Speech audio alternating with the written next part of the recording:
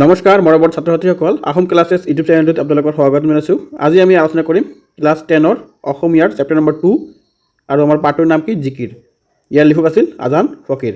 ছাত্ৰ ছাত্ৰীসকল তোমালোকে এই ভিডিঅ'টো কি পাবা, ইয়াত চোৱা মই লিখি লৈ আহিছোঁ 90% কমন পাই যাবা আৰু সম্পূৰ্ণ বিনামূলীয়া PDF পাই যাবা আৰু কি পাবা ইয়াত প্ৰিভিয়াছ ইয়াৰৰ কুৱেশ্যনবিলাক তোমালোকে সলভ পাই যাবা, মানে উত্তৰখিনি ইয়াতে পাই যাবা। প্ৰথমত চোৱা প্ৰিভিয়াছ ইয়াৰৰ কুৱেশ্যনখিনি মই লৈ আহিছোঁ। ফাৰ্ষ্টত 1 নম্বৰ কি দিছে, জিকিৰ শব্দটো কোন ভাষাৰ পৰা আহিছে আৰু ইয়াৰ অৰ্থ কি? এইটো আমাৰ কেতিয়া আহিছিল 2024ত। উত্তৰটো তোমালোকে পঢ়ি ল'বা, ইমানখিনি মই কৈ নাযাওঁ। ইয়াত খালি জাষ্ট মই কুৱেশ্যনখিনি কৈ যাম। জিকিৰৰ ৰচক কোন, তেওঁৰ আচল নাম কি আছিল? এইটো আছিল আমাৰ 2025ত। 3 নম্বৰ কি আছে, আজান ফকীৰ কাৰ দিনত অসমলৈ আহিছিল?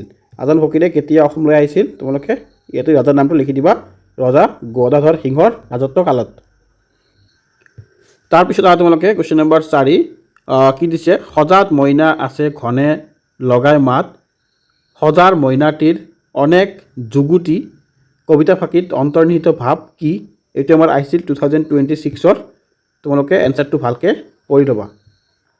5 নম্বৰত কি আছে, এতিয়া আমাৰ 2027ত কি আহিব পাৰে, আমাৰ মানে এক্সপেক্টেড কুৱেশ্যন কি আছে, যিবিলাক কুৱেশ্যন নেকি তোমালোকৰ 2027ত আহিব পাৰে এইটো চেপ্টাৰৰ পৰা। এইখিনি মই বহুত বিচাৰি লৈ আহিছোঁ তোমালোকৰ সুবিধাৰ কাৰণে। তোমালোকে জাষ্ট ভিডিঅ'টো চোৱা আৰু ভালকৈ কুৱেশ্যনবিলাক পঢ়িবা। 5 নম্বৰত চোৱা কি দিছে, এই কুৱেশ্যনটো আমাৰ খুবেই ইম্পৰ্টেণ্ট। আজান ফকীৰ কিয় আজান ফকীৰ নামেৰে জনা যায়? এইটো আমাৰ 2027ৰ কাৰণে মষ্ট ইম্পৰ্টেণ্ট কুৱেশ্যন।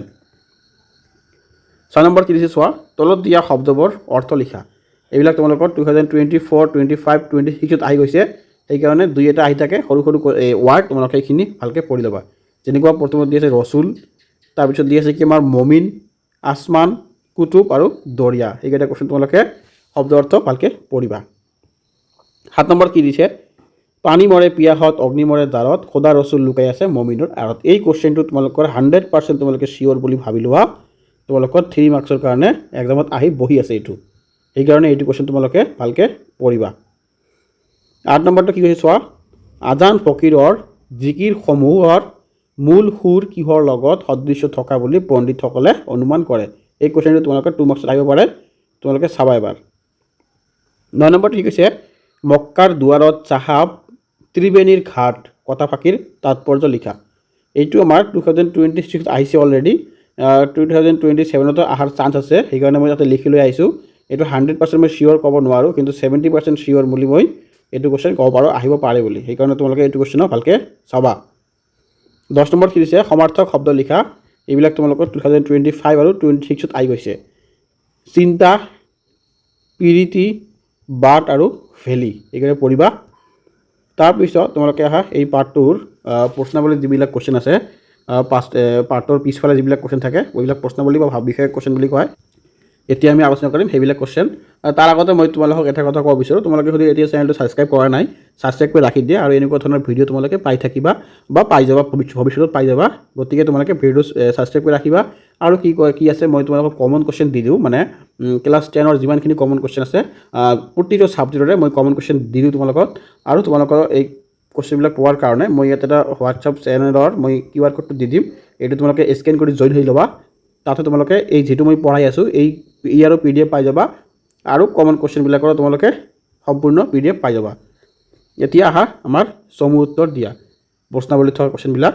জিকিৰৰ ৰচক কোন? জিকিৰৰ ৰচক হ'ল আমাৰ আজান ফকীৰ। জিকিৰবোৰ কিহৰ লগত তুলনা কৰিব পাৰি?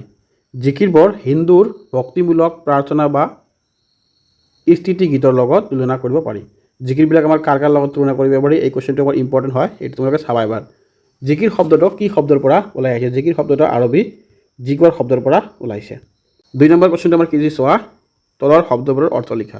ৰচুল, মমিন, ৰহম, কুতুব আৰু বান্দা, এইবিলাক আগতে কৈ আহিছোঁ, তথাপি মই ইয়াত লৈ আহিছোঁ, তোমালোকে এবাৰ চাই ল'বা। মই ডাবল কৈ নাযাওঁ, ভিডিঅ'বিলাক ডাঙৰ হৈ যায়, সেইকাৰণে মই লিখি আনিছোঁ, আগতে কৈ আহিছোঁ, তোমালোকে তাৰ পৰা লিখিব পাৰা বা ইয়াৰ পৰা লিখিব পাৰা। 3 নম্বৰ কি হৈছে, মক্কাৰ দুৱাৰত চাহাব জীৱন মাৰে তালি, যেন খালে ফলৰ লগত দৰিকাৰ টোপালি। উল্লেখিত কবিতা ফাঁকিৰ অন্তৰ্নিহিত ভাৱ বিশ্লেষণ কৰা। ইয়াৰ উত্তৰটো কি হ'ব? উক্ত কাব্যাংশটো আজান ফকীৰৰ ৰচিত জিকিৰ নামৰ কবিতাৰ পৰা তুলি দিয়া হৈছে বা দাঙি ধৰা হৈছে। উক্ত বাক্যাংশ অন্তৰ্নিহিত ভাৱ হ'ল মনত বেয়া ভাৱ লৈ হেজাৰ বাৰ মক্কা দৰ্শন কৰিলেও আল্লাহৰ আশীৰ্বাদ লাভ কৰিব নোৱাৰি। ইয়াতে কৈছে কুৱেশ্যনটো কি, যদি তোমালোকৰ আমাৰ যিবিলাক মানে আমাৰ সমাজত যিবিলাক মুছলিম কমিউনিটিৰ লোক আছে, মানে মুছলিম ধৰ্মৰ লোক আছে, তেওঁলোকৰ মানে কি হয়, মানে মক্কাত যোৱাটো মানে এটা ফৰজ কাম বুলি কয়। মানে যেনেকুৱা তোমালোকে বৃন্দাবনত যোৱা, ঠিক তেনেকৈ মক্কা ভ্ৰমণ কৰাটো এটা ফৰজ কাম বুলি কয় ইছলাম ধৰ্মৰ মতে। সেইকাৰণে এই কবিতাটোত এইটোৱে বুজাইছে যে তোমালোকৰ মনটো যদি পৰিষ্কাৰ নাথাকে বা চাফ চিকুণ নাথাকে, তেনেহ'লে তোমালোকে যদি হাজাৰবাৰ মক্কা দৰ্শন কৰা, তথাপিও তোমালোকৰ যিটো মনৰ আশা পূৰণ নহ'ব বা তোমালোকৰ ফৰজটো মানে আল্লাহৰ ওচৰত কি নহ'ব, মানে আল্লাহ সন্তুষ্ট নহ'ব। সেই কথাটো ইয়াতে মূল কথা সেইটোৱে বুজাইছে। মানুহৰ অন্তৰত দয়া প্ৰেম নাথাকিলে বা আমি যদি সকলো জীৱকে সমদৃষ্টিৰে চাব নাজানো, আমি কেতিয়াও আল্লাহৰ প্ৰিয় পাত্ৰ হ'ব নোৱাৰোঁ। ছাত্ৰ ছাত্ৰীসকল, তোমালোকে কি কৰিবা, এই কুৱেশ্যনটো তোমালোকে এবাৰ ভালকৈ বুজি ল'বা। এই কুৱেশ্যনটো একেবাৰে ইজি এনচাৰ, মানে ইয়াত কৈছে কি যে আল্লাহৰ ওপৰত আমি কেনেকৈ সন্তুষ্ট হওঁ বা আল্লাহক আমি কেনেকৈ সন্তুষ্ট হ'ব কৰাব পাৰোঁ, ইয়াৰ বিষয়ে তোমালোকে ইয়াত লিখিবা। তোমালোকে ভগৱানক তোমালোকে কেনেকৈ সন্তুষ্ট কৰিব পাৰা পূজা পাঠৰ দ্বাৰা, সৰুক সন্মান কৰা, সৰুক স্নেহ কৰা, ডাঙৰক সন্মান কৰা, ঠিক এইবিলাক বস্তু তোমালোকে ভালকৈ বহলাই অলপ লিখিবা, তাতে তোমালোকৰ এই কুৱেশ্যনটো হৈ যাব। মই যিখিনি লৈ আহিছোঁ এইখিনিও বহুত ধুনীয়াকৈ লৈ আহিছোঁ, তথাপি তোমালোকে সুধি আৰু ইজি ৱেত বিচৰা, তোমালোকে অলপ ইয়াৰ পৰা কোৰ্চ কাটিং কৰি লিখিবা, তোমালোকৰ একদম সঠিক উত্তৰ হৈ যাব। এতিয়া আহা 4 নম্বৰত কি দিছে আমাৰ, ব্যাখ্যা কৰা। ক নম্বৰত কি দি আছে, পানী মৰে পিয়াহত অগ্নি মৰে, এইটো মৰে হ'ব। জাৰত খোদা ৰচুল, এইটো ৰচুল লুকাই আছে মমিনৰ আঁৰত। ইয়াৰ উত্তৰটো হ'ব কি, উক্ত কাব্যাংশ আজান ফকীৰৰ ৰচিত জিকিৰ নামৰ কবিতাৰ অন্তৰ্গত। ঠিক আগৰ দৰে লিখিবা এইটো। ইয়াত কি কৈছে কি, কাব্যাংশই সংসাৰৰ যাত্ৰাত মানুহে যি নিজৰ অজ্ঞাতৰ বাবেই আল্লাহক বিচাৰি হাবাথুৰি খাই মৰে, অথচ মানৱৰ হৃদয়তে যে আল্লাহ বিৰাজমান তাকে বুজাইছে। পানীয়ে মানুহৰ তৃষ্ণা নিবাৰণ কৰে, অথচ পানীয়ে নিজৰ সেই গুণৰ বিষয়ে নাজানে। সেইদৰে জুইৰ যে উত্তাপ শক্তি আছে সেই কথা জুইয়ে নাজানে। ঠিক একেদৰে আপোনাৰ হৃদয়ত অস্তিত্ব ভগৱানক নিজৰ অজ্ঞাতৰ বাবে মানুহে চিনি নাপায়, অৰ্থাৎ ভগৱানক বিচাৰি আমি দূৰলৈ যোৱাৰ প্ৰয়োজন নাই। এই কথাটো অলপ একাবেকাকৈ দিয়া আছে, তোমালোকে একদম মানে নিজৰ ভাষাত পাৰিলে লিখি ল'বা। ইয়াতে কৈছে কি, যিকোনো এটা বস্তু তোমালোকে ভাবা, যেনেকুৱা আমাৰ মানুহবিলাকে আছে, সিহঁতে ভগৱানক বিচাৰি ফুৰি থাকে, কিন্তু একচুৱেলি আমাৰ যিকোনো মানুহৰ মাজতে এজন ভগৱান থাকে।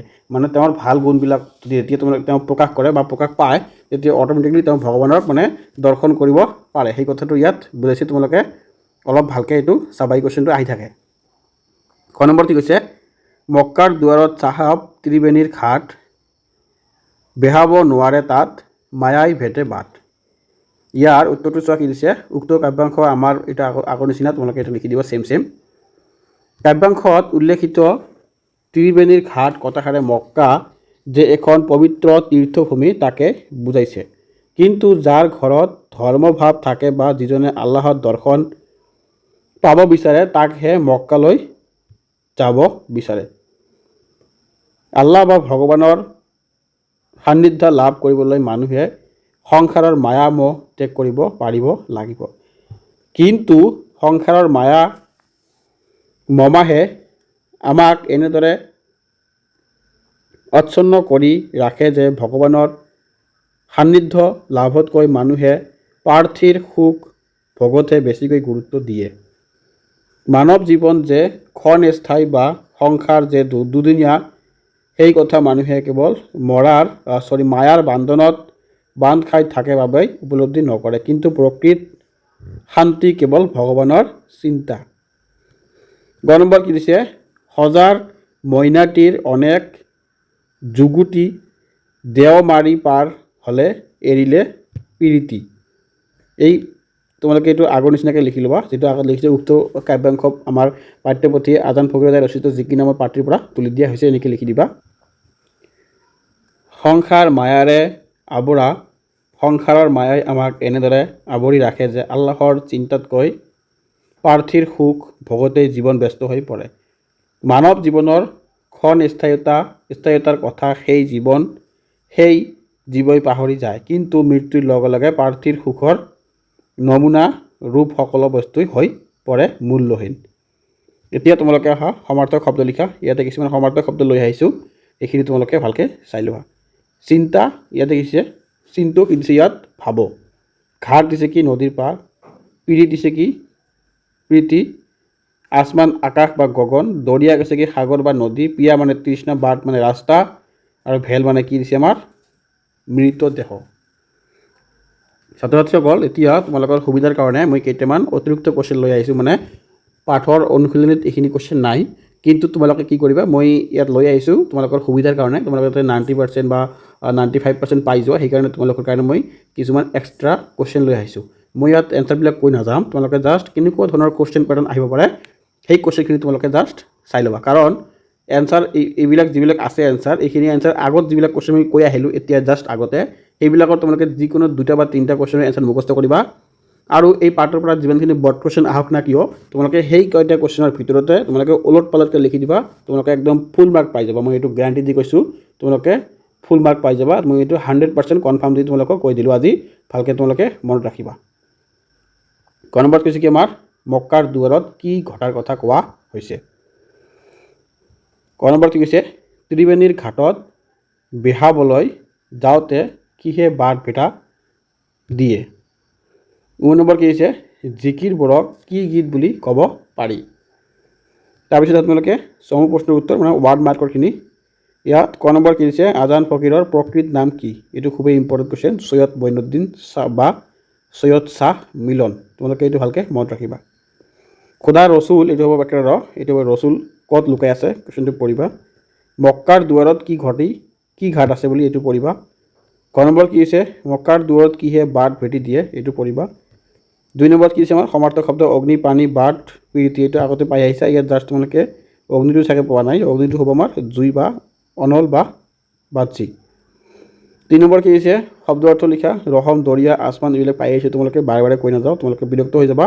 এইখিনি মই কৈ আহিছোঁ, মানে তোমালোকৰ কুৱেশ্যন পেটাৰ্ণটো কেমন হ'ব, কেনেকুৱা আহিব পাৰে কুৱেশ্যনবিলাক, ইয়াতে মই তোমালোকৰ সুবিধাৰ কাৰণে লৈ আহিছোঁ। জিকিৰসমূহৰ অন্তৰ্নিহিত বিষয় কি, এইটো পাই আহিছা। জিকিৰসমূহৰ সৈতে কোনবিধ গীতৰ সাদৃশ্য দেখা যায়, এইটোও পাই আহিছা। তাৰপিছত জাৰি গীতত কিহৰ ঘটনা বৰ্ণিত হৈছে, জাৰি শব্দৰ প্ৰাকৃত অৰ্থ কি, এইটো পঢ়িবা তোমালোকে। জিকিৰসমূহৰ যোগেদি কেনেধৰণৰ শব্দ অসমীয়া ভাষাত প্ৰৱেশ কৰে। 5 নম্বৰ কি দিছে, কোনে আজান ফকীৰৰ চকু কাঢ়িছিল। 6 নম্বৰ কি দিছে চোৱা তোমালোকে, আজান ফকীৰক ক'ত সংস্থাপিত কৰা হৈছিল। এইটো হ'ব খুবেই ইম্পৰ্টেণ্ট কুৱেশ্যন, সৰাগুৰি চাপৰি। এইটো আমাৰ কোন ডিষ্ট্ৰিক্টত আছে, শিৱসাগৰ ডিষ্ট্ৰিক্টত আছে। শিৱসাগৰ ডিষ্ট্ৰিক্টত যে সৰাগুৰি চাপৰি আছে তাতে হয়, তাতে বিৰাট ডাঙৰ এটা মেলা হয়। মেলা মানে তোমালোকে বুজি পোৱা, মেল বুলি কোৱা যায়, যেনেকুৱা মেলা হয় সেই মেলা হয় ইয়াত। 7 নম্বৰ কি দিছে, শ্বাহ মিলনকে কিয় আজান ফকীৰ বুলি কোৱা হয়। 9 নম্বৰ কি দিছে, অসমৰ মানুহে তেওঁক কিয় আজান ফকীৰ বুলি গণ্য কৰিছিল। 14 নম্বৰ কি দিছে, আহোম ৰজাই কাৰ হাতুৱাই আজান ফকীৰৰ চকু কাঢ়িছিল। তাৰপিছত তোমালোকে কুৱেশ্যন নম্বৰ 15, আহোম ৰজাই কিয় আজান ফকীৰ চকু কৰাইছিল। ছাত্ৰ-ছাত্ৰীসকল, এতিয়া মই ভিডিঅ'টো সামৰণি মাৰিম, মোৰ আৰু কুৱেশ্যন নাই। আজান ফকীৰৰ নৃত্য বুজি পাই আহোম ৰজাই তেওঁক ক'ত মাটি বাৰী দি মছজিদৰ সজাই দিছিল। ছাত্ৰ-ছাত্ৰীসকল, মোৰ ভিডিঅ'টো ইয়াতে সামৰণি মাৰিলোঁ। তোমালোকক যদি ভিডিঅ'টো ভাল লাগিছে চেনেলটো ছাবস্ক্ৰাইব কৰি ৰাখিবা, আৰু এনেকুৱা ধৰণৰ ভিডিঅ' তোমালোকে পাই যাবা। আৰু মোৰ হোৱাটছআপ চেনেলটোত পাৰিলে জইন হৈ লোৱা, তাতে তোমালোকে বহুতখিনি ইনফৰ্মেটিভ কুৱেশ্যন এনচাৰো পাই যাবা, আৰু ইনফৰ্মেটিভ যিবিলাক ভিডিঅ' মই ইয়াত দি দিম, আৰু এই PDF বিলাক মই সকলো PDF তাতে মই আপলোড কৰি থৈ দিম, তোমালোকে তাৰ পৰা জাষ্ট ডাউনলোড কৰি লৈ ল'বা। চ' আজিৰ ভিডিঅ'টো মই ইয়াতে সামৰণি মাৰিলোঁ। ধন্যবাদ, ভালকৈ পঢ়িবা।